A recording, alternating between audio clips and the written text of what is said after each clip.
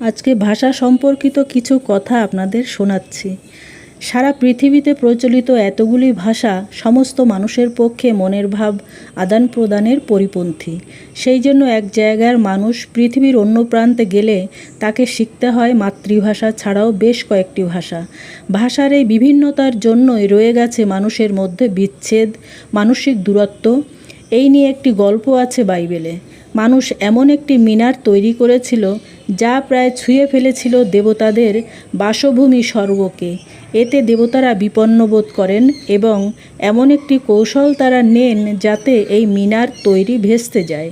একদিন দেখা গেল যারা মিনার তৈরি করেছিলেন তারা কেউই একে অপরের ভাষা বুঝতে পারছেন না।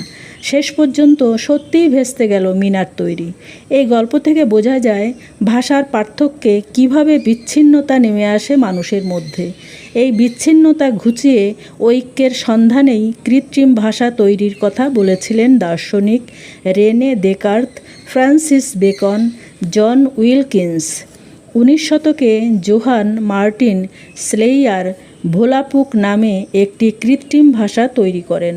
স্লেইয়ারের এই বিশ্বভাষা নির্মাণের কথা মাথায় আসে একটি ঘটনার পরিপ্রেক্ষিতে। একজন জার্মান কৃষকের ছেলে আমেরিকায় চলে যায় এবং সেখানে জীবিকা নির্বাহ করতে থাকে। এদিকে এই কৃষক হঠাৎই পড়ে যায় চরম অর্থ সংকটে।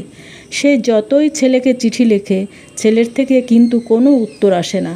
আসলে আমেরিকার ডাক বিভাগের লোকেরা জার্মান কৃষকের লেখা পড়তে পারে না, বুঝতে পারে না, ফলে কোনো চিঠি পৌঁছায়নি তার ছেলের কাছে।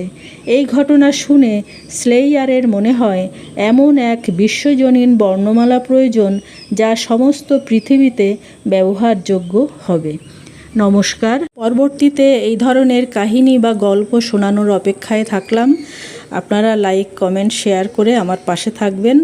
আর আপনারা সবাই সুস্থ এবং ভালো থাকবেন।